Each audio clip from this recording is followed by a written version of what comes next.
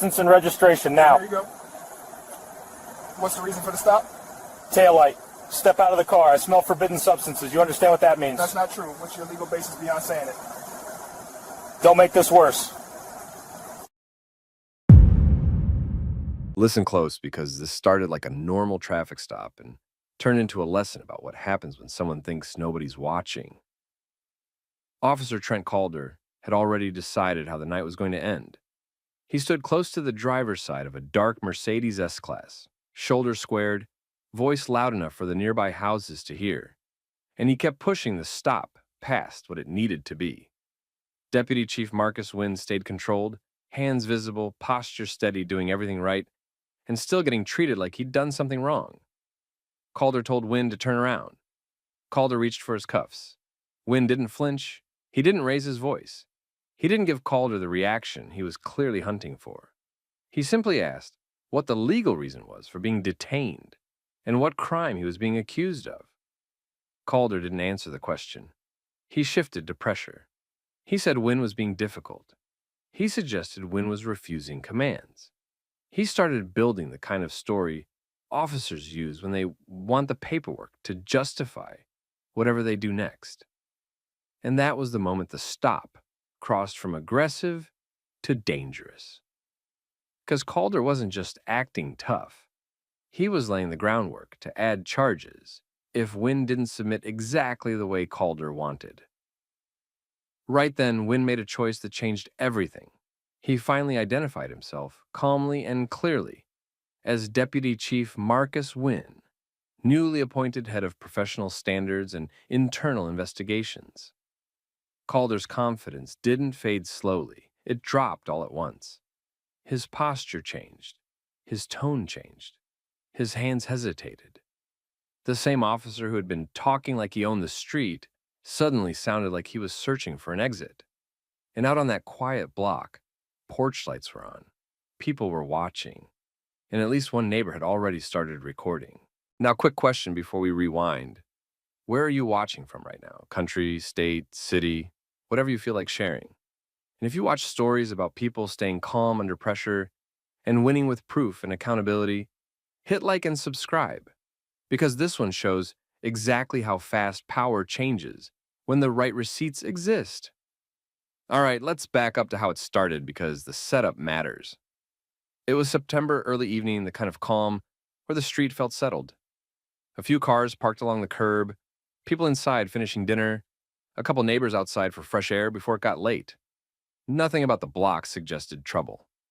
Marcus Wynn was driving through in his Mercedes S-Class, not speeding, not swerving, not doing anything that stood out. He had his phone mounted and charging, notifications coming in the way they do when you're senior staff and your workday never fully ends. He was new in the role, but not new to policing. He knew how stops were supposed to go, and he knew how they sometimes actually went. Behind him, Officer Trent Calder rolled up and paced the car like he'd been waiting for an excuse. Calder had been on the job 12 years. In the department, he was known in a specific way. Not officially, not on any awards board, but in the way people whispered during shift change. Complaints had followed him for years. Residents had filed them. Drivers had filed them. Even a couple coworkers had tried to flag him quietly.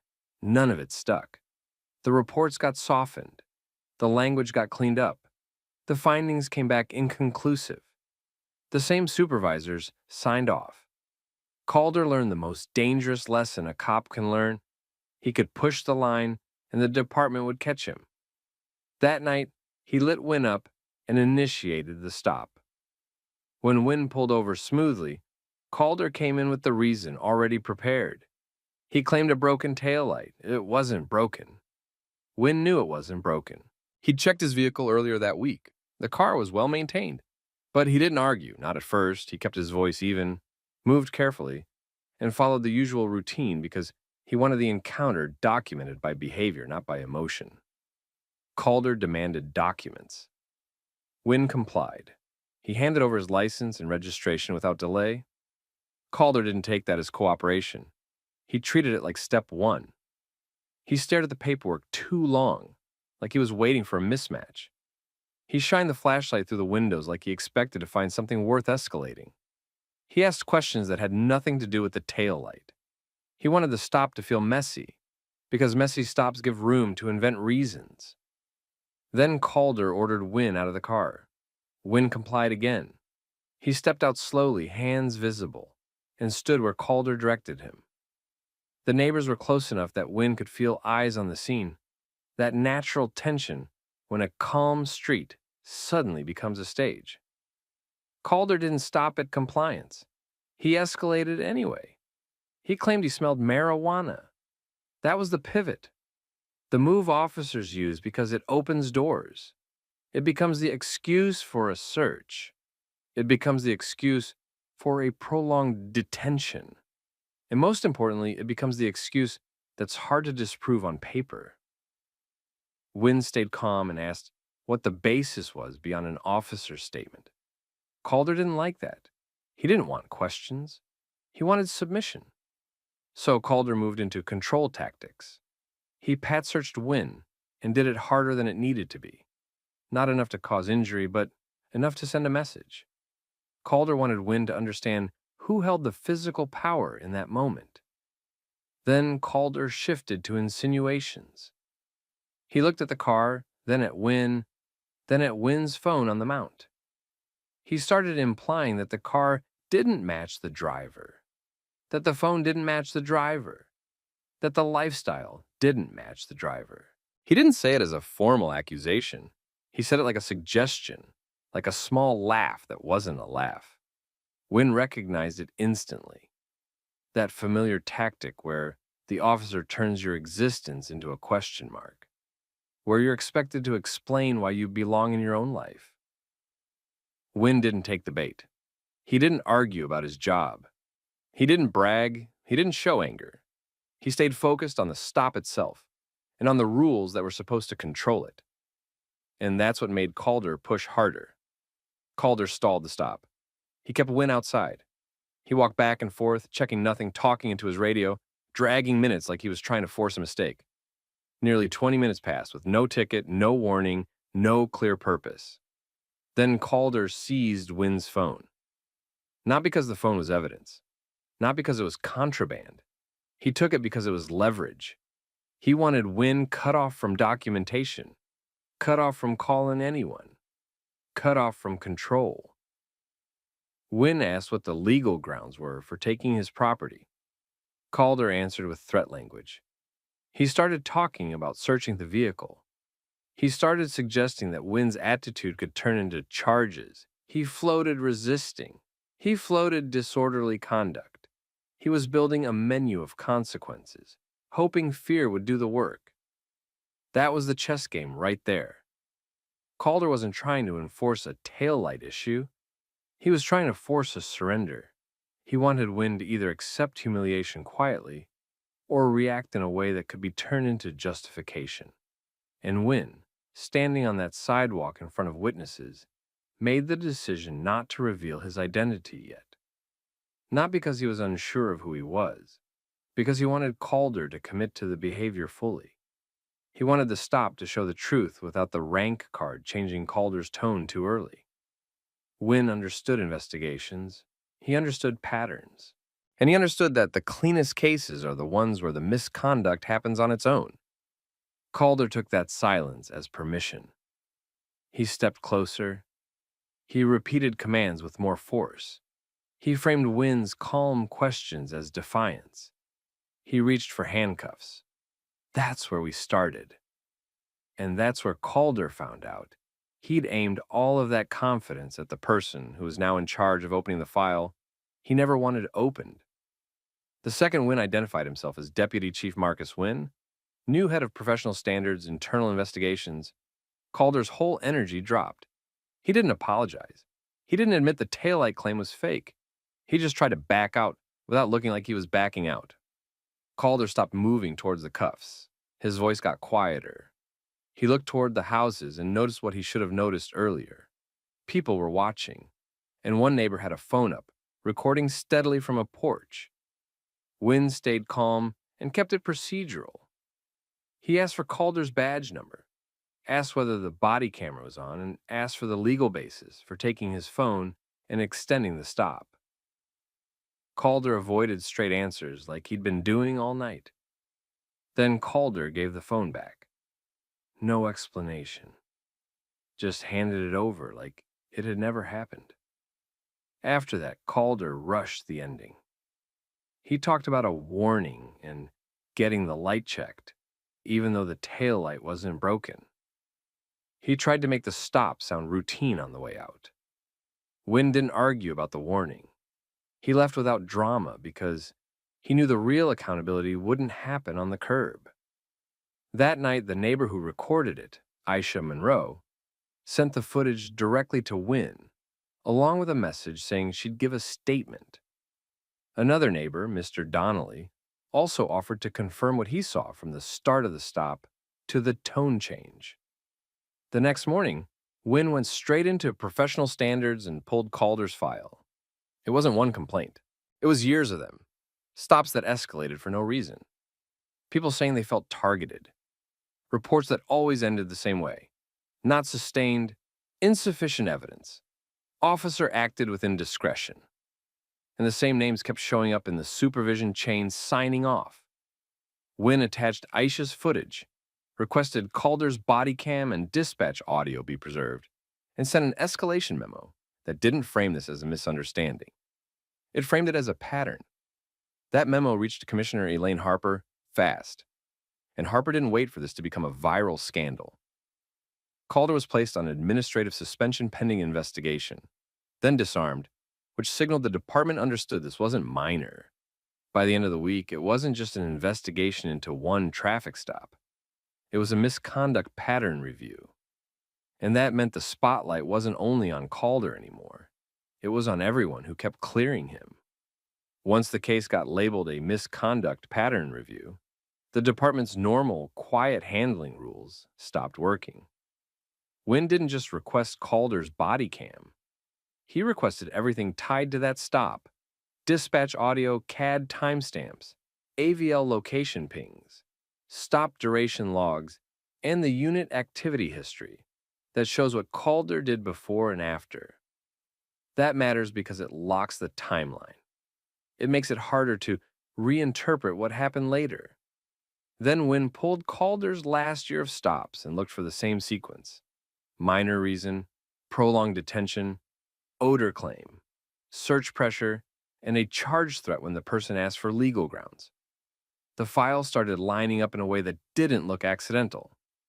At the same time, Commissioner Harper ordered immediate preservation of records, not a casual request, a formal preservation directive. That included supervisor reviews and any prior internal notes tied to Calder's complaints.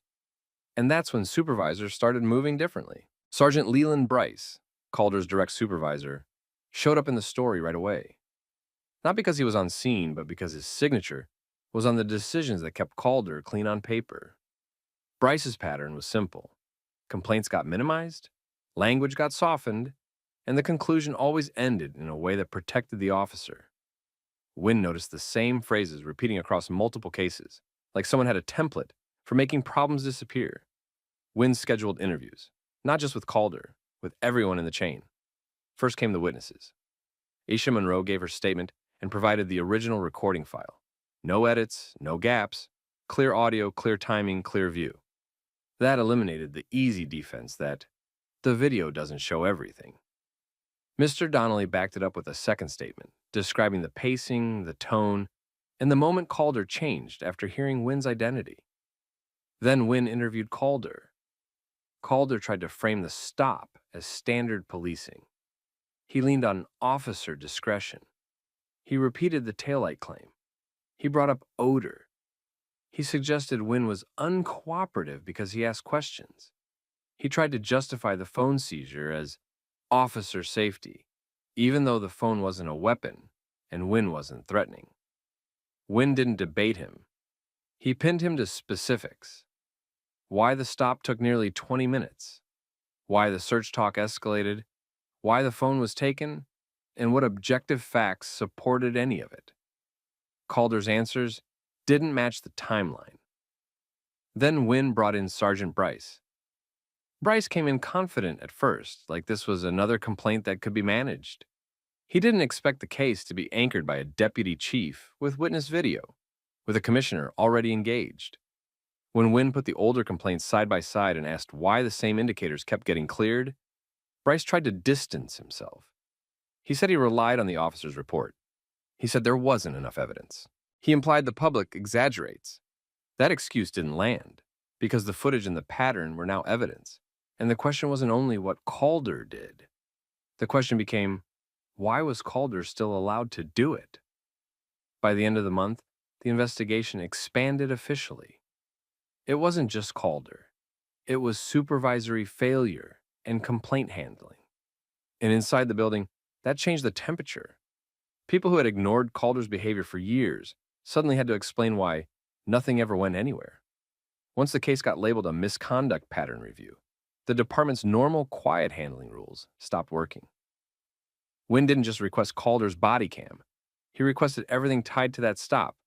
Dispatch audio, CAD timestamps, AVL location pings, stop duration logs, and the unit activity history that shows what Calder did before and after. That matters because it locks the timeline. It makes it harder to reinterpret what happened later. Then Wynn pulled Calder's last year of stops and looked for the same sequence.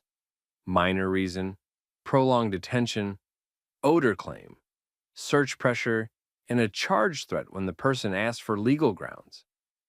The file started lining up in a way that didn't look accidental.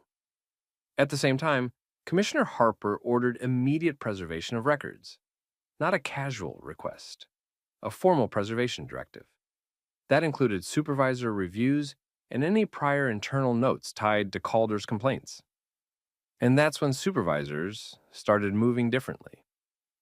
Sergeant Leland Bryce, Calder's direct supervisor, showed up in the story right away. Not because he was on scene, but because his signature was on the decisions that kept Calder clean on paper. Bryce's pattern was simple. Complaints got minimized, language got softened, and the conclusion always ended in a way that protected the officer. Wynn noticed the same phrases repeating across multiple cases like someone had a template for making problems disappear. Wynn scheduled interviews, not just with Calder, with everyone in the chain. First came the witnesses. Aisha Monroe gave her statement and provided the original recording file. No edits, no gaps, clear audio, clear timing, clear view. That eliminated the easy defense that the video doesn't show everything. Mr. Donnelly backed it up with a second statement, describing the pacing, the tone, and the moment Calder changed after hearing Wynn's identity. Then Wynn interviewed Calder. Calder tried to frame the stop as standard policing. He leaned on officer discretion. He repeated the taillight claim. He brought up odor. He suggested Wynn was uncooperative because he asked questions. He tried to justify the phone seizure as officer safety, even though the phone wasn't a weapon and Wynn wasn't threatening. Wynn didn't debate him. He pinned him to specifics.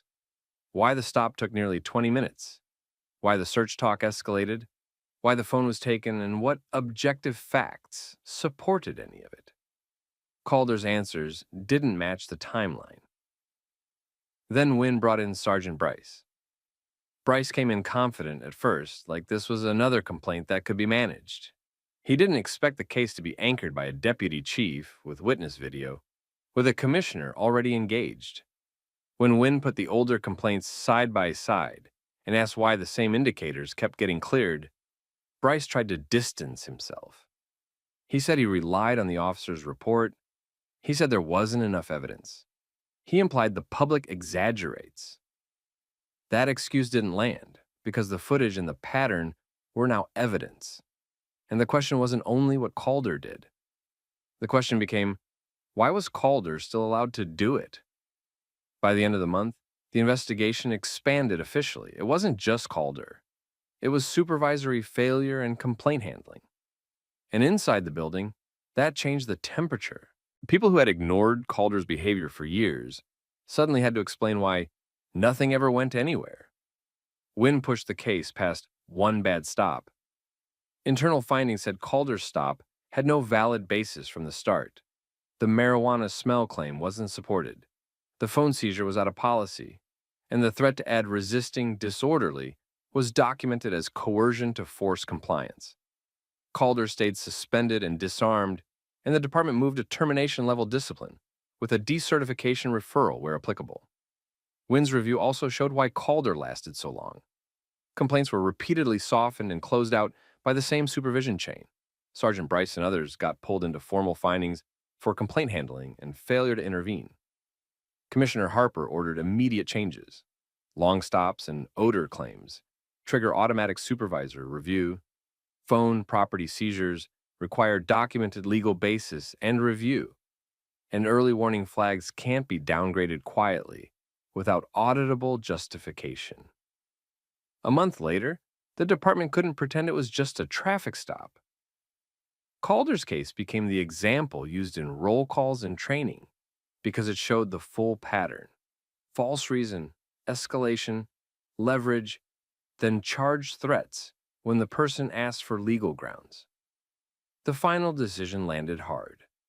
Calder was removed from the street permanently through the department's disciplinary process, and the department forwarded the case for outside certification review where that system applied. The bigger fallout hit the people who protected him. Supervisors who had cleared Calder for years were forced to explain their decisions with real documentation, not vague conclusions. Some were reassigned, some disciplined, and the complaint process was rebuilt so repeat patterns triggered review automatically. Wynn didn't celebrate. He treated it like proof of something simple. If accountability only works when the person targeted has rank, then accountability doesn't really exist. And that's the lesson here. Power changes fast when there's footage, witnesses, and someone willing to follow the paper trail all the way up. Now I want to know what you would have done in Wynn's position. Stay quiet, reveal who you are immediately, or let it play out so the truth is clear. Drop your take in the comments. Share this with someone who needs it. And subscribe for more real, grounded stories where dignity and receipts win. How does a stranger pay for a whole birthday table like that? I saw a parent struggling. I didn't want the kid embarrassed. Let me see your ID. All right. I'm going to say this once. I'm a federal agent. Now tell me the legal reason you're demanding my ID. He had barely stepped away from the register when the uniformed officer moved in close, body cam facing him, voice calm but sharp. The officer pointed back toward the counter and kept talking like this was routine. He asked how a stranger could pay for a whole birthday table. He asked what kind of job covered something like that. Then his tone shifted into implication, like the money wasn't just generous, it was suspicious. The man didn't raise his voice. He didn't step back either. He kept his hands visible, shoulders relaxed, and answered like someone who understood exactly what this was. The officer wasn't satisfied. He kept pressing. He asked again what he did for work. He asked where the money came from. He kept circling the same idea without saying it straight, that the payment didn't make sense coming from him. Then the officer asked for ID. No clear reason, no complaint from the restaurant, no report of a crime. Just a demand in the middle of a quiet restaurant with families watching from their tables and staff pretending not to listen. And right there in front of a child's birthday party he'd just helped save, this turned into a power move. Quick pause. Tell me where you're watching from. What state or country are you in right now? And if you watch stories about people staying calm under pressure and still forcing accountability, hit like and subscribe, because this one ends with a body cam doing the exact job it was supposed to do. Now, rewind for a second, because this didn't start as some big scene. It started as a normal night and one small decision. The restaurant was one of those family places that did kids' parties all the time. Bright menu boards, a few booths, a bigger section in the back where groups could take over tables. That night, there was a birthday party getting set up. Balloons, kids running around, parents trying to keep it organized. At the register, one of the parents, Tanya Brooks, was struggling. It wasn't dramatic like a movie. It was the quiet kind of struggle, checking her phone, looking at the receipt, going back and forth with the cashier, trying to make it work without everybody noticing. The manager, Maribel Santos, was doing that professional smile people do when they're trying to help, but also trying to keep the line moving. The staff had a rhythm going, but you could see the tension building. A big group bill holds everything up. Everyone feels it. That's when Darius Cole noticed. Darius wasn't part of the party. He wasn't there to impress anyone. He was there to pick up food and get out. He had the look of someone who moved through places without needing attention. Clean clothes, nothing flashy, calm face, scanning the room the way trained people do without being obvious. He heard just enough to understand what was happening. The bill was too high. The parent was short. And the moment was about to turn embarrassing in front of a room full of kids. So he made a decision. Quick and simple. He stepped up and covered the table. No speech, no announcement. Just a card on the counter and a quiet nod that he'd take care of it. The cashier processed it. The manager's shoulders dropped. Tanya looked stunned and relieved at the same time. The restaurant kept moving again. The party could continue without that heavy moment hanging over it. That should have been the end of it. But right after the payment cleared, a uniformed officer who had been sitting in a corner booth, either eating, waiting on an order, or just posted nearby, turned his head and locked onto Darius, like the payment had set off an alarm. This is where the power chess started. The officer didn't walk up like someone coming to say thanks. He walked up like someone coming to check a story. He positioned himself close enough that Darius couldn't ignore him, but not so close it looked aggressive on camera. He angled his body so the body cam would catch Darius's face clearly, and then he began the questioning, and he framed it like curiosity at first. The kind of friendly questions that aren't really friendly, the kind that force you to defend normal behavior. Darius answered calmly. He explained what happened. He said he saw the parents struggling and didn't want the kid's birthday ruined over money. The officer didn't accept that explanation like a normal person would. He treated it like a cover story. He asked what Darius did for work. Darius gave a general answer. Nothing specific, nothing dramatic, just enough to be polite. The officer pushed harder. He repeated the work question like the first answer didn't count. Then he moved to money. He emphasized the amount. He acted like paying for a group table was automatically suspicious. This is the part people who haven't lived it don't understand. Because none of these questions are technically shouted. None of it sounds crazy if you isolate one sentence. But the message is clear when you put it together. The officer had decided Darius didn't match his idea of someone who pays for a big table, so now Darius had to prove he belonged in his own life. And the restaurant felt it. The manager slowed down behind the counter. A couple at a nearby table stopped talking mid-sentence. A parent from the party looked over and then looked away fast, like they didn't want to be involved. The kids kept moving because kids don't understand tension the same way, but the adults did. Darius stayed steady. He didn't take the bait. He didn't get loud. He didn't start explaining his entire life to satisfy a stranger with a badge. Instead, he did something that kept the power balance from sliding completely away. He asked what the reason was for the ID request. The officer didn't give a clean answer. He kept it vague, like vague is allowed to do more work than facts. He suggested it was just standard. He suggested it would be easier if Darius just complied. And then he asked for ID again. That's where part one ends, because the next moment is the moment everything changes.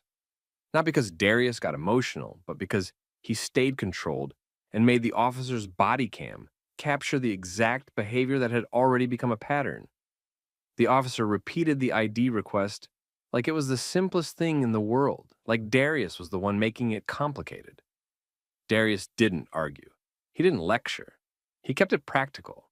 He asked again what he was being detained for, or what law he was suspected of breaking. He asked it calmly, the way people ask, when they know the answer matters later. The officer didn't give a clear reason. He kept it in that gray area where authority tries to live when it doesn't have facts. He acted like paying for a table was enough to justify questions. He acted like Darius should be grateful the officer was checking. This is where the power game gets obvious. If Darius refused, the officer could escalate and call it non-compliance. If Darius complied, the officer got to treat him like a suspect without ever naming a crime. Either way, the officer controlled the frame. But Darius didn't panic and he didn't perform. He did what trained people do. He slowed everything down. He told the officer that he wasn't trying to make a scene. He said he'd already explained what happened. He said he was willing to cooperate, but he wanted the reason for the ID request to be clear. The officer didn't like that.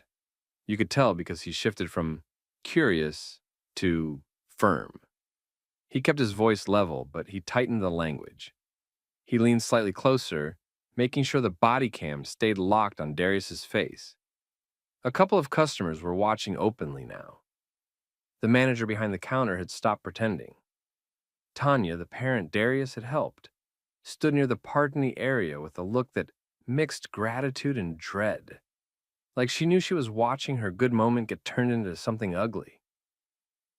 Darius made a choice. He reached slowly, gave the officer what he asked for, and did it in a way that removed any excuse for escalation. No sudden movements, no attitude, just a controlled handoff. The officer looked at the ID like he expected to find one story and instead found another. The shift was immediate. His posture changed first. The "I'm in charge" stance softened. His eyes moved faster, like he was rereading the same line to make sure it said what it said. The energy that had been pushing Darius suddenly pulled back. Then his tone changed. It wasn't just polite. It was careful. Because the ID didn't belong to a random guy who made a generous purchase. It belonged to someone the officer now had to treat as a professional peer, an off-duty federal agent. And what happened next is the part that tells you everything. The officer didn't apologize. He didn't acknowledge how aggressive the questioning had been. He didn't address the implication that the money might be illegal. He didn't say anything to the parent whose party had been dragged into it. He didn't reset the room. He just pivoted. He said a few clipped, face-saving words, stuff that sounded like it was meant for the camera more than for Darius. Then he handed the ID back, stepped away, and walked out like the whole thing was finished. No accountability in the moment, just retreat. Darius didn't chase him. He didn't raise his voice. He didn't try to embarrass him in front of the room. He stayed consistent because Darius understood something a lot of people learn too late. The moment isn't where you win. The paperwork is where you win. The review is where you win. The footage is where you win. He put the ID away, turned back toward the counter, and checked on Tanya and the manager with a quick, calm glance, like he was making sure they were okay without turning it into a bigger scene. The party tried to continue, but the mood had changed. Adults were quieter. People were acting normal in that way. People act when they're trying to convince themselves they didn't just watch something messed up. Darius left with his food, and on the outside, it probably looked like nothing happened. But Darius didn't treat it like nothing. Because what the officer did wasn't just questions. It was a public stop without a stop. An accusation without an accusation. A demand without a reason. And the only thing that stopped it was the officer realizing who he was talking to. That difference mattered. Not because federal agent status makes someone more human, but because the officer proved he knew how to act right the whole time. He just didn't think he had to. That night, Darius documented everything while it was fresh. Not emotional, just precise. Time, location, description, what was said, how it escalated, how it ended. He noted the body cam. He noted the restaurant had witnesses. And then he did the most important part. He reported it through proper channels the correct way, the way that forces a record. Because Darius knew this wasn't just about him. If the officer was comfortable doing that in a restaurant over a birthday bill, he'd done it before. Darius didn't post about it. He didn't try to turn it into a public showdown. He did the opposite of what people expect in these situations. He treated it like a report. The next morning, he went through the proper channels, the boring channels that actually matter. He wrote a clear account of what happened. Location, time, the reason he was there, the reason he paid, and the exact way the officer approached him. He emphasized the key issue. The officer demanded ID and implied criminal activity without any stated basis. He also noted something that made it impossible to brush off. The officer was recording the whole thing on Bodycam, and the restaurant had witnesses. That combination forces movement. Complaints get ignored when they're vague. They don't get ignored when the department can pull video and compare it to policy. The report landed with a supervisor inside the local department, Lieutenant Hannah Price, who had seen enough complaints over the years to know what usually happens. Most of the time, there's no footage. The officer writes a short statement, and it becomes a misunderstanding. This time, there was a camera. Price requested the body cam from that shift, not just the clip, the full segment surrounding it. That matters because short clips can be framed as context missing. Full segments show patterns, approach, tone, escalation, and whether the officer had a legal reason or just a feeling. When she watched it, the issue was obvious. The officer didn't respond to a call. He wasn't dispatched. There was no complaint about Darius. The trigger was the payment itself, and the officer's suspicion came from the payment not matching who he thought Darius was. The questioning wasn't a quick check. It was a layered interrogation disguised as conversation. Work, money, legality, then ID. And when the federal credentials appeared, the officer's tone changed instantly. That's the part supervisors can't ignore, because it proves the officer understood the boundary the whole time. He just chose not to respect it until he thought he needed to. Price did what good supervisors do when they know one clip might be part of something bigger. She expanded the review. She requested additional body cam footage from the same officer, random segments, routine stops, casual interactions. Not because she wanted to get him, but because one incident can be argued away. A pattern can't. And that's where things got worse. The department's internal review team found more moments that felt familiar. The officer approaching people over minor non-issues, asking personal questions that didn't match the situation, pushing for ID when he didn't clearly articulate a reason. The behaviors weren't always identical, but they had the same structure. Pick a target, create suspicion, ask questions until the person looks nervous. Treat nervousness as confirmation. Escalate to ID. And when the person pushed back calmly, the officer's tone would harden. When the person had status, the officer would soften. That's how patterns look in real life. Not dramatic, repetitive, predictable. At that point, the department couldn't keep it as a quiet internal matter. Policy required escalation, and frankly, self-preservation did too. Price contacted the unit that handled professional standards investigations. An external oversight unit was notified as well, because once you have allegations tied to body cam evidence and potential bias-related policing, outside review becomes the safest path for the agency. The officer was placed on administrative leave pending investigation. That move always triggers reactions inside a department. Some people say it's premature. Some say it's overdue. Some start warning each other to be careful on camera, like the camera is the problem instead of the behavior. But oversight doesn't care about hallway talk. Oversight cares about footage, policies, and outcomes. Investigators began mapping the timeline. They pulled the restaurant encounter. They pulled the other segments.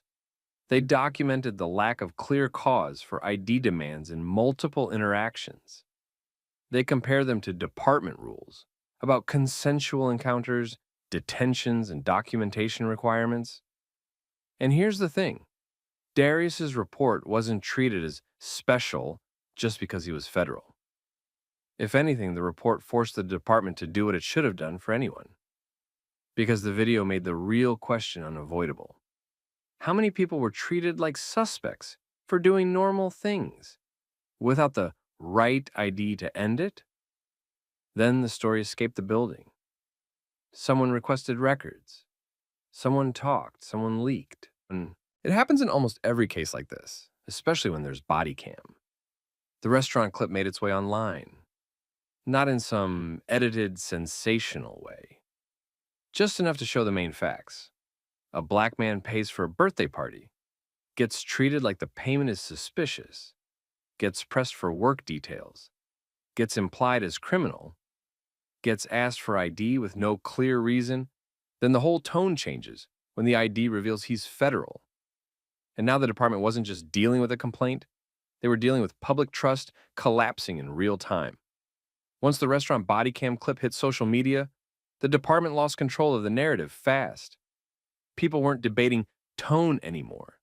They were watching a uniformed officer turn a kind gesture into suspicion, press for work and money details, then demand ID with no stated reason, until the ID showed federal credentials and the whole attitude changed.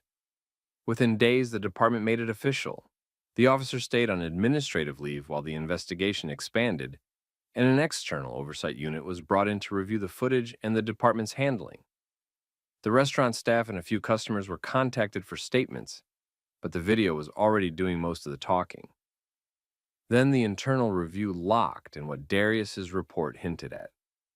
Supervisors didn't just treat it as one bad interaction.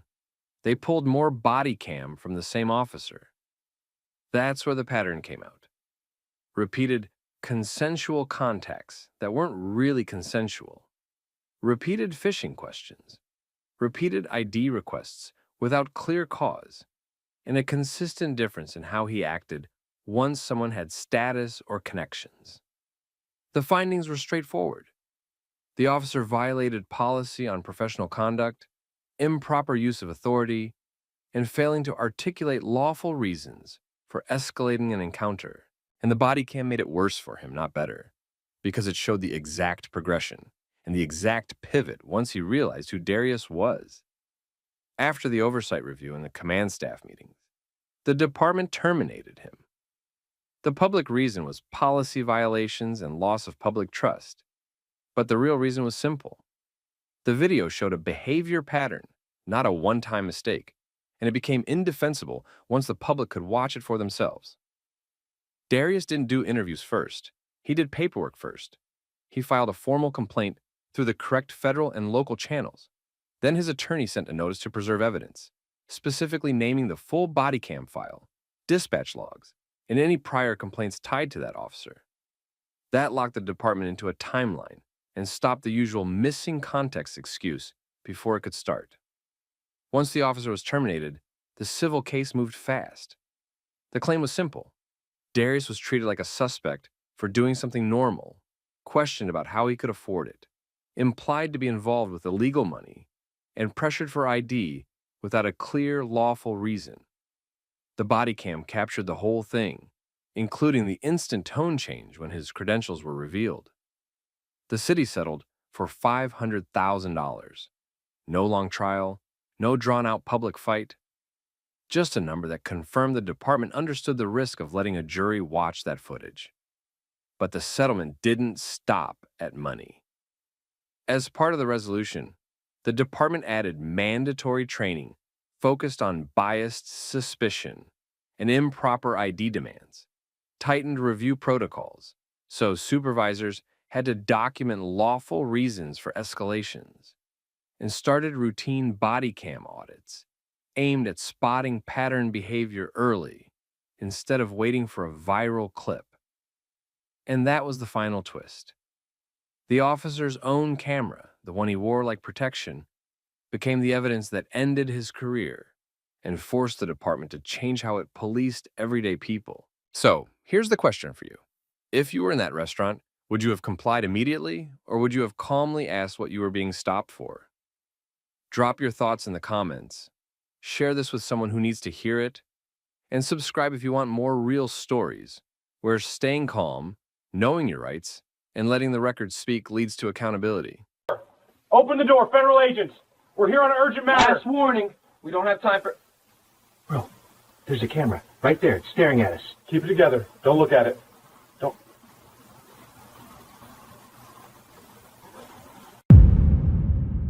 The doorbell rang and the camera alert hit their phones at the same time. Two men were on the porch in federal-looking gear, standing in a way that felt practiced, like they'd done this before. The lead one kept talking without pausing, like he was trying to fill the space so nobody had time to think. He kept claiming he had a warrant and kept pushing for the door to be opened immediately. Inside, Monica Reed didn't walk up to the door. Caleb Reed noticed the van first, parked for speed, not for official work. Avery Reed noticed the posture, too close, too pushy, too eager to get inside. They didn't argue, they didn't panic. They stayed behind the locked door, used the camera speaker, and asked for the kind of verification real teams expect. That's when the lead man started contradicting himself. He couldn't keep the agency straight. He couldn't keep the reasons straight. He just kept repeating legal-sounding phrases like he'd memorized them. And then his partner opened a duffel and pulled out a battering ram, like it was the next step in the plan. Before we continue, drop where you're watching from, your state or your country. And if you're into stories where people don't get bullied and the camera catches everything, like and subscribe. Now, rewind a few minutes, because this didn't start with yelling. It started with an assumption the imposters were counting on, that a uniform and a hard voice would make someone open a door. It was 7:32 p.m. The Reed house was quiet and normal. Monica was finishing up notes from the day, the kind of paperwork nobody sees on TV. Caleb had just come back from checking the mailbox and the perimeter out of habit, not paranoia. Avery was home for dinner, still in that halfway space between family and work mode, where your brain never fully shuts off.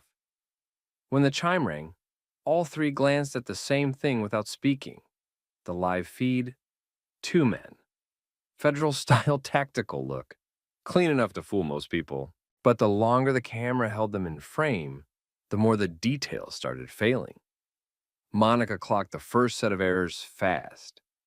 The patches looked like a copy of a copy. The placement wasn't quite right. The vest setup looked heavy but not functional, like it was arranged to be seen rather than used. The badge area looked wrong. Not just the shine, but the way it sat and the way the man kept angling his torso so the camera couldn't get a clean look. Caleb watched their hands and feet. They stood too close to the door, close enough that if someone opened it even a few inches, they could force the gap. Their stance wasn't the controlled spacing you saw with real teams. It was crowding. It was pressure. Avery watched the van and the street. No marked units, no visible coordination, no one on the sidewalk, no one holding a perimeter. If this was real service of anything serious, there would be structure. There would be more than 2 guys in costumes standing on a porch, acting like time was running out. So the Reeds did what professionals did at home, the same way they did on duty. They didn't explain. They didn't debate.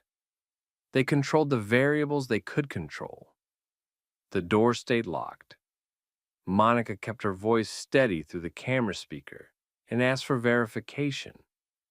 Agency identification, a supervisor contact, and a way to view the warrant in a readable form.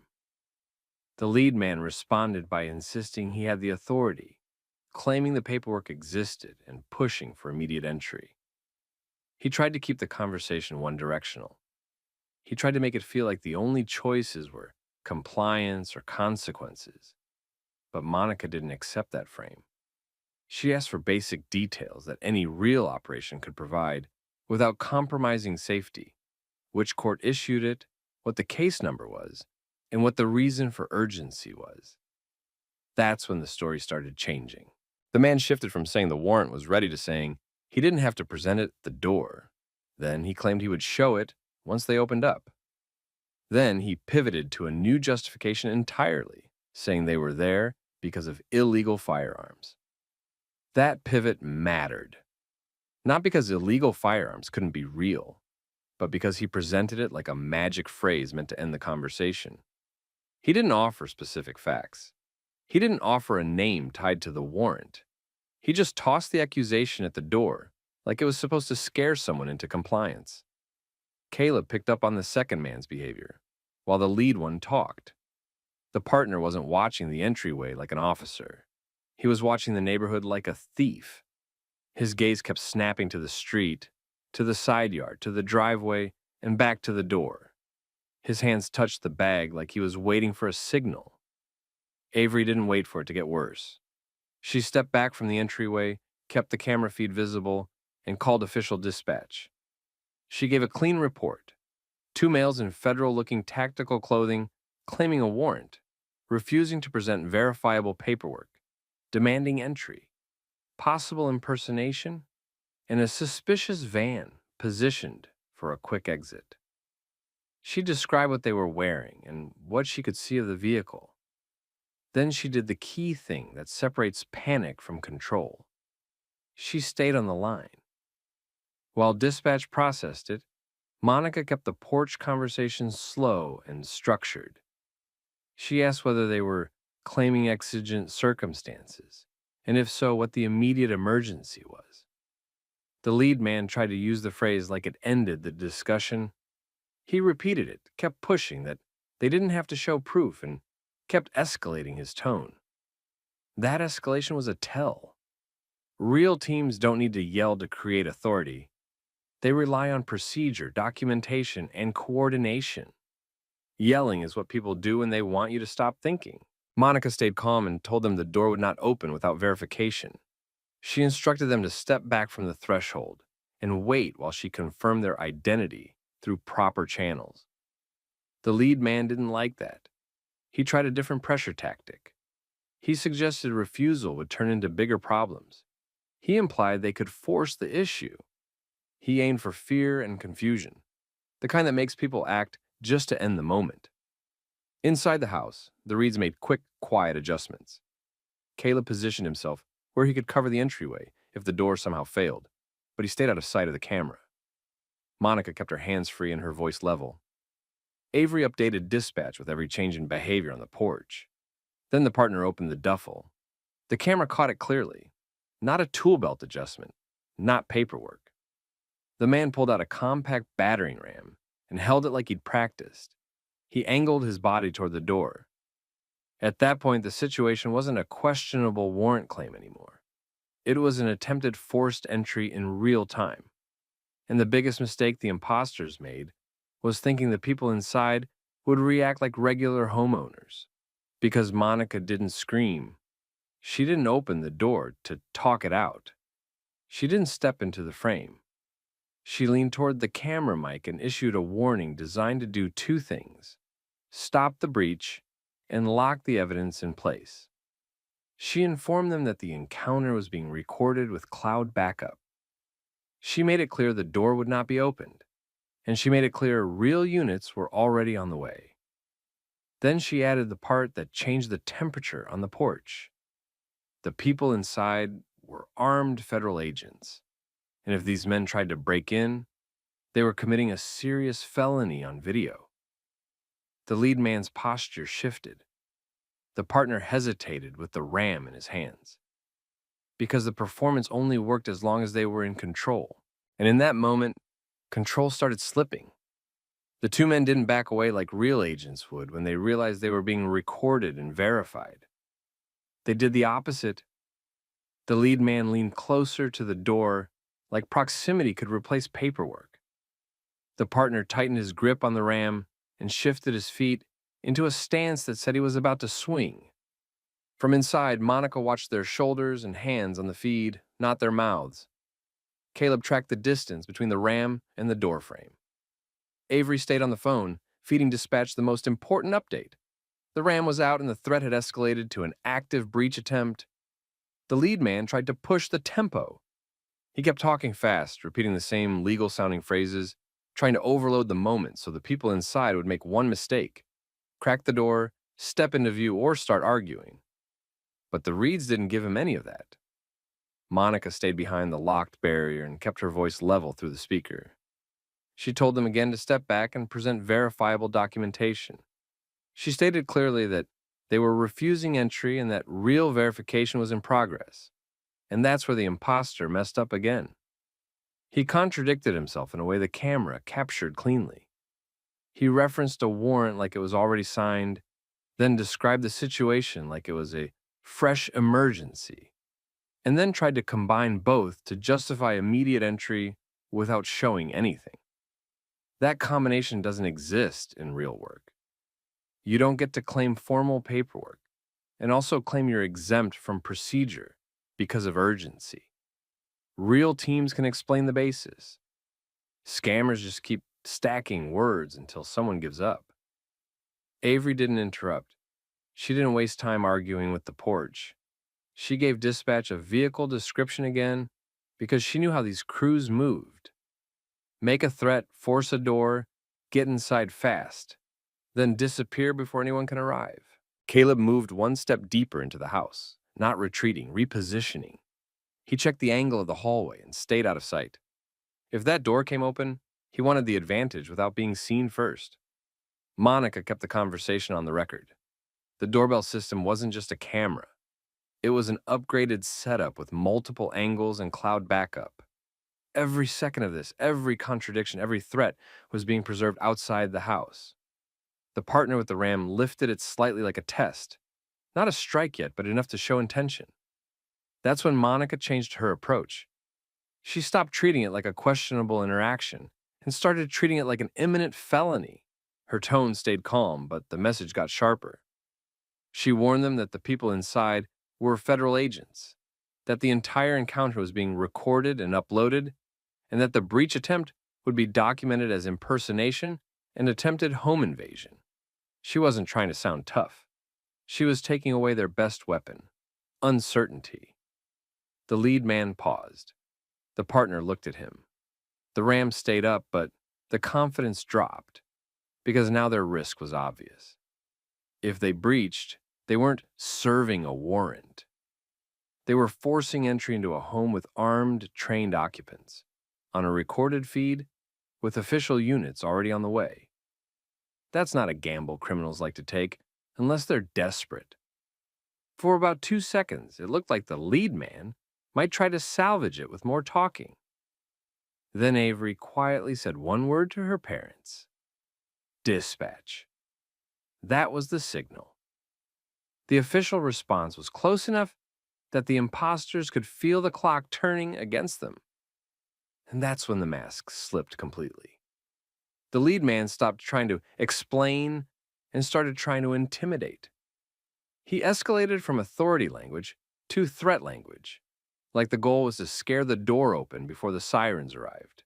The partner shifted his stance and brought the ram higher. He was going to hit.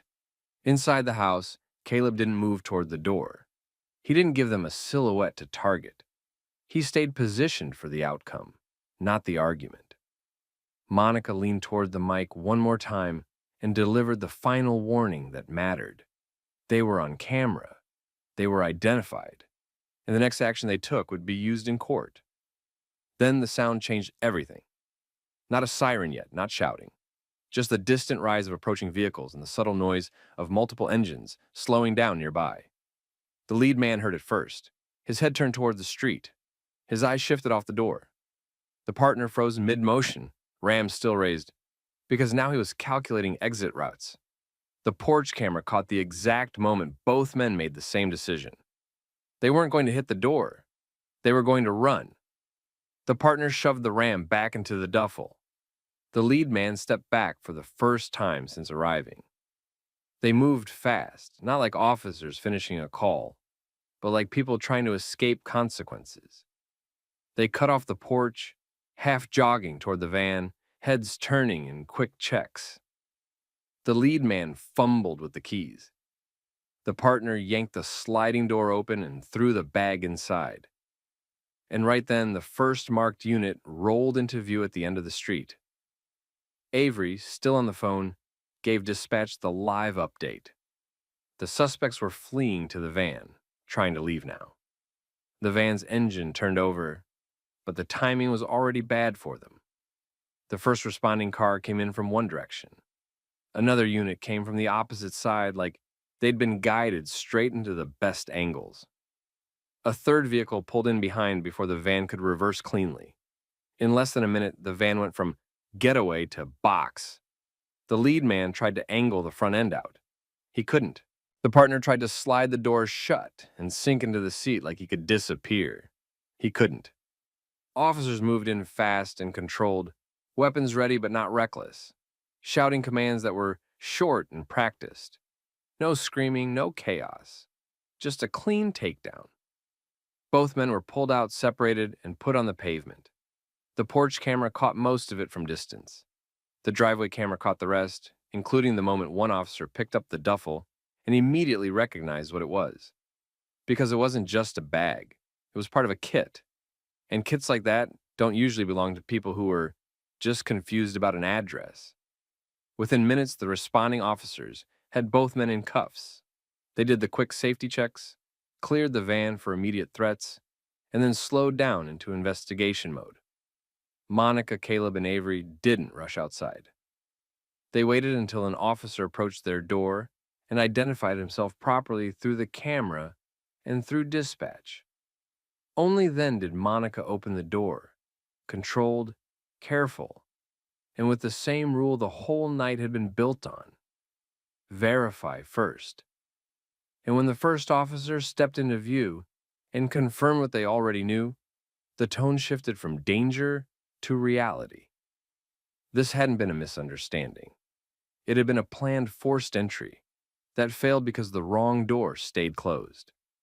Once officers boxed the van in and cuffed both men, the scene stopped being two fake agents at a door and became an evidence case. Monica stayed at the threshold and gave the supervisor a clean summary. They claimed a warrant, refused to show it in a readable way, contradicted themselves, escalated to illegal firearms and exigent circumstances, then pulled out a battering ram and tried to force the issue. She also made one thing clear immediately. Everything was recorded with cloud backup from multiple angles. That changed how the response moved. No guessing, no competing stories. The footage locked the timeline and the intent. The van search made it worse for the suspects. Officers found fake credentials, forged-looking paperwork, extra tactical gear, and tools that didn't match any legitimate operation. The biggest red flag was the surveillance material. Notes and printed targets that suggested other houses nearby had been watched and evaluated. That's when it expanded from a local arrest to a wider investigation. Investigators ran the van through cameras, plate readers, and records, then tied it to more planning locations. The suspects' phones and the notes pointed to something even bigger. They weren't freelancing. They had been coached. A name showed up in the notes like a source, not a victim, paired with bullet points on what to say at the door, how to pressure homeowners, and when to escalate. One suspect tried to posture through questioning, but the other started cooperating once he realized the video and the target list removed his exits. That cooperation led to storage gear, more fake IDs, more templates, and eventually a trainer with real law enforcement knowledge who had been teaching them how to sound official without actually understanding procedure. Federal charges hit hard after that. Impersonation, conspiracy, attempted forced entry, and the planning behind it. The camera footage became the centerpiece because it captured the full sequence: the fake authority, the contradictions, the ram, and the attempted breach. In court, misunderstanding didn't survive 10 seconds of that video. The outcome was simple: long sentences, a wider crew identified, and the footage later used for training and community awareness. How to verify identity, demand warrant proof properly, keep the door closed, and call official channels. And here's the question. If someone in official gear showed up at your door demanding entry, would you know how to slow it down and verify it before you opened anything? Drop where you're watching from and what you would do. And if you want more story times like this, where proof beats pressure and accountability follows, hit like and subscribe. Step back. Hands where I can see them now. We're recording. What's your name and badge number? You stop arguing and comply. Don't touch me. I'm not a threat. Why are you coming at me? Back up now. I'm on my porch, man. You can't. Back up. Control 321, start me another unit. It started as a neighbor argument, and then suddenly there were officers at the door, acting like they were hunting a threat. This is one of those situations that starts off sounding almost ridiculous, until you realize how dangerous ridiculous can get when it's backed by a badge. And the scariest part? If one tiny detail hadn't changed, it could have ended very differently. Quick thing, Tell me where you're watching from in the comments. State, city, or country. And if you're here for real stories about rights, body cam footage, and accountability, when police escalate a situation that never needed to escalate, hit like and subscribe. Now rewind. This took place in Park City, Utah. A 15-year-old boy named Jack had been riding a gas-powered bicycle around his neighborhood. Loud engine, neighborhood complaints, the kind of thing that usually ends with someone telling a kid to slow down or take it somewhere else. But it didn't stay normal. A neighbor confronted Jack, and the confrontation turned into a threat. Jack went home and told his father, Michael Franek. Michael's response wasn't to run outside swinging. He moved like a parent, trying to handle a dispute before it spiraled. Figure out what happened, address it, and keep his kids safe. Somewhere in that chain of events, a call went to police. And during that call, someone reported something that changed the entire posture of the response. They claimed Michael had a weapon in his waistband. That's the tiny detail that flipped this from a neighbor dispute into a high-risk arrival. Officers showed up treating the situation like a potential armed encounter. The distance they kept at first, the way they positioned themselves, the way the tone immediately leaned toward commands instead of questions. They weren't arriving to mediate. They were arriving to control. Michael stepped out to meet them. Right away, he tried to establish something basic. Who they were. Names, badge numbers, badge. The kind of information that creates accountability and prevents later confusion about who did what. But the officers treated that like a challenge. Instead of answering and keeping it calm, they moved the interaction into a compliance test. Their focus wasn't on verifying facts about the neighbor dispute. Their focus was on whether Michael would submit instantly and fully. That's the first power move in situations like this. Convert a conversation into a comply or else moment, even when the underlying call is still unclear. Inside the home, Jack saw the energy and started recording on his phone. He wasn't trying to be a hero. He was a teenager watching adults with authority treat his father like a threat based on an unverified claim. Jack's instinct was simple: document everything. That documentation mattered because it limited the room officers had to reshape the story later. As the officers continued, Michael kept asking for identification and basic explanations. He wasn't refusing to cooperate. He was trying to keep the situation grounded. If someone truly believed he was armed, the logical move would have been to confirm that claim carefully, with clear instructions and verification. But instead, the officers stayed stuck in aggressive posture, while the actual facts stayed thin. And that's where the risk grows fast. High-risk energy with low-quality information. Jack kept recording and also asserted boundaries as a witness in his own home. He complained that an officer got close enough to invade his space and physically touched him while ordering him to back up. Jack wasn't the one being accused of anything, but the scene had already shifted into everyone is a problem to manage. Michael tried to keep the contact at the doorway level. No one inside, no one pushing through, no one taking over the home. He stayed focused on procedure, who they were, what they were doing, and why they were escalating without presenting evidence of a real crime. And this is where the chess game gets obvious. If officers entered that call expecting an armed suspect, then backing down would make them look like they overreacted. So the incentive becomes to justify the response by turning normal questions into non-compliance and non-compliance into force. That's what was building. The officers kept pressing. Their language stayed centered on compliance. Michael kept pressing for names, badge numbers, and lawful bases.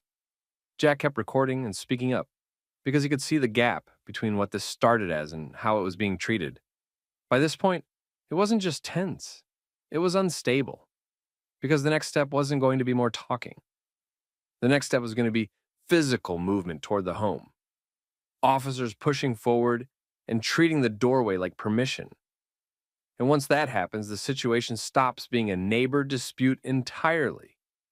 It becomes a rights violation question, captured on camera, in a place where the law is supposed to be the clearest. Someone's home. Once the officers started pressing forward, the whole interaction stopped being a doorstep conversation and became a control problem in their minds. Michael stayed focused on keeping it procedural. He kept trying to slow it down and keep the boundary clear. They were at his home, responding to a neighbor dispute, and the weapon claim was still unverified. He wanted names, badge numbers, and a clear reason for what they were about to do. The officers treated his pace as refusal. That's the key switch that drives escalation. When officers decide a person is refusing, they stop listening for facts and start building momentum for force. Jack stayed on his phone and kept recording. He wasn't shouting. He wasn't trying to get in the officers' faces. He stayed close enough to document, but far enough to show he wasn't a threat. Even so, one officer closed space toward Jack and ordered him back. Jack protested that the officer was crowding him and making physical contact while directing him to move. Jack's point was simple. He was a teenager in his own home, recording, and an officer was treating him like part of the problem. Meanwhile, Michael was still outside the threshold, trying to keep the encounter from turning into a push inside the house. The officers didn't pause to verify the waistband claim in a careful way. They didn't do a controlled check and then reset the situation. Instead, they continued the same pattern. Give rapid orders, treat questions as resistance, and move closer. Then the tipping point hit. Officers pushed into the home without a warrant. That detail wasn't a technicality. It changed the entire legal and physical reality of the incident. Once officers crossed that line, Michael's attempt to keep the situation calm turned into him trying to keep his home from being taken over. The officers closed on him fast. The moment his body position didn't match their exact instructions, they treated it as a reason to go hands-on. They grabbed him, they took him down. The movement was abrupt and chaotic, not a measured arrest based on a clear crime. It looked like a takedown designed to win control first and explain later. Jack's recording captured the shift. One moment it was argument and procedure, the next it was physical force. Michael ended up on the ground and was tased during the struggle. Officers framed it as necessary because he was not complying, but even as they forced control, their own body cam captured something that mattered.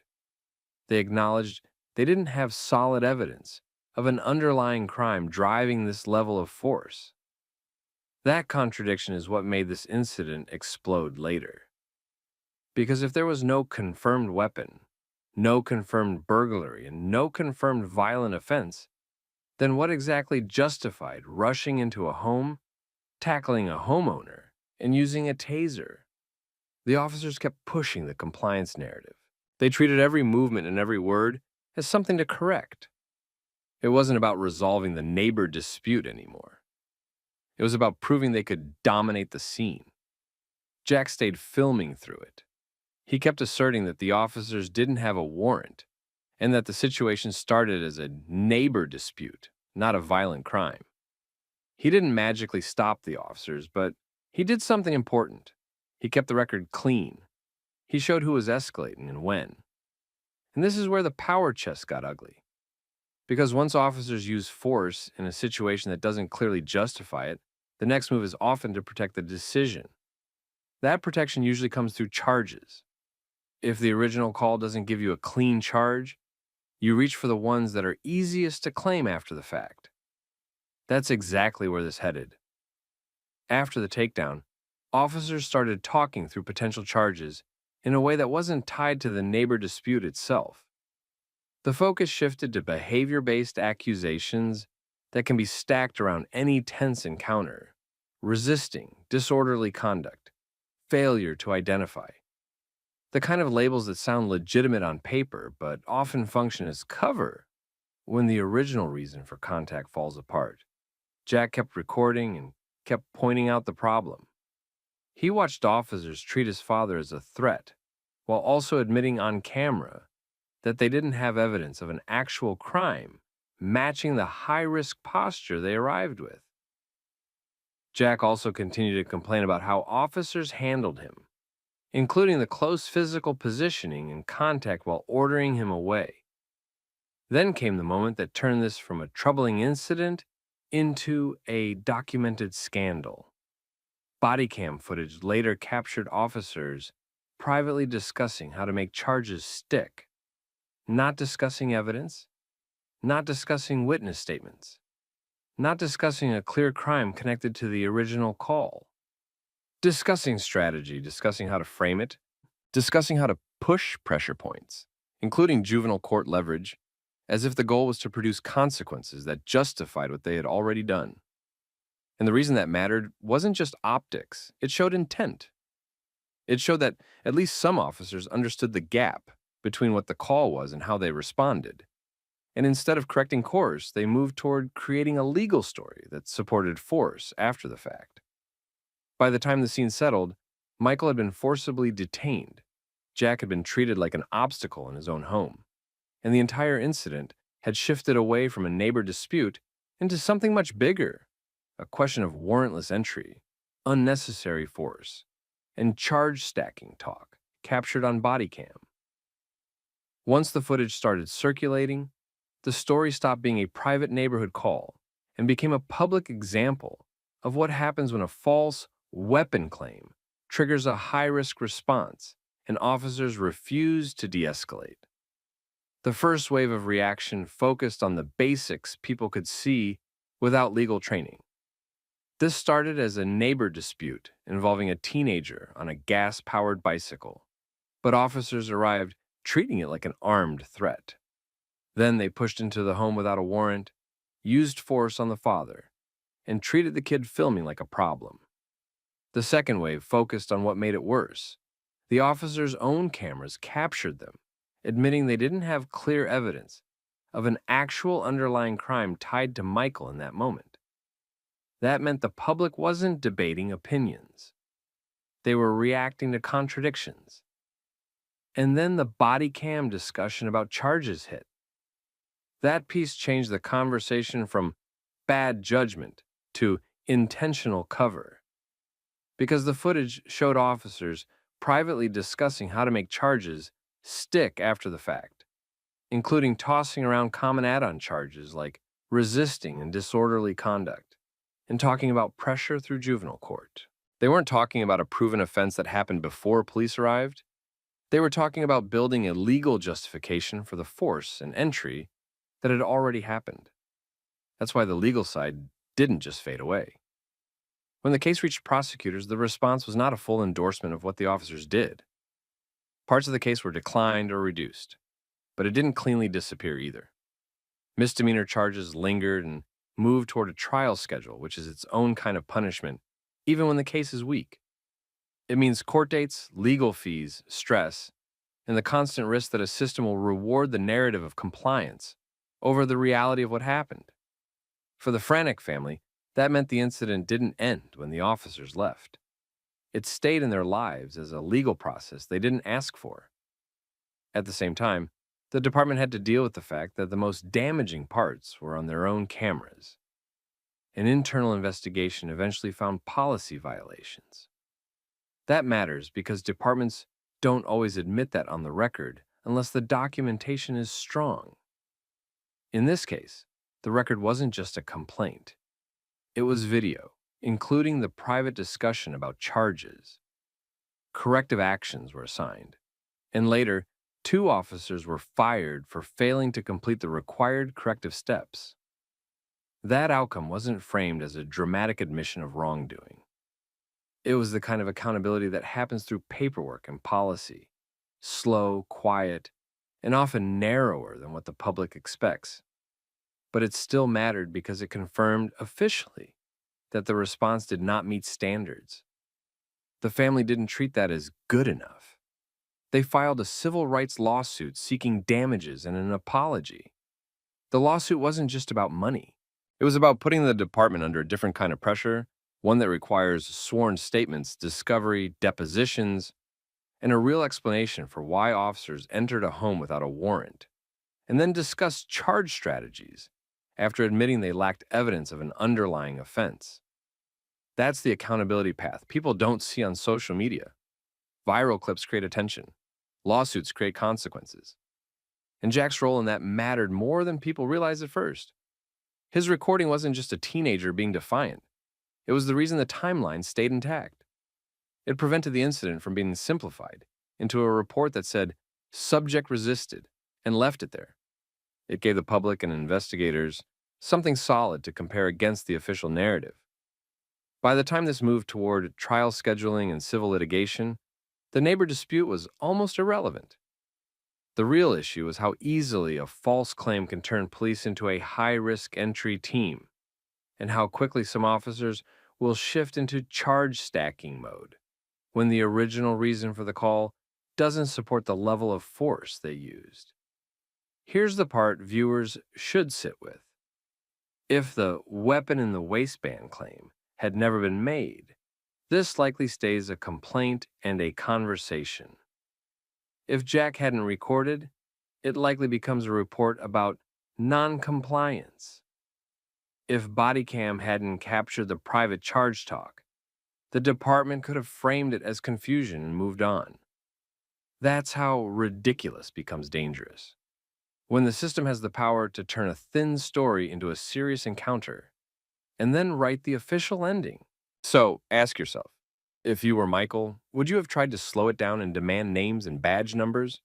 Or would you have said as little as possible and tried to end it fast? And if you were Jack, would you have recorded, even with officers trying to push you back? Drop your thoughts in the comments. And if you've ever seen a situation escalate because someone made a claim that officers treated like fact, share that too. And if you want more story times like this, realistic, modern, and focused on accountability, like the video, share it with someone who needs it, and subscribe so you don't miss the next one.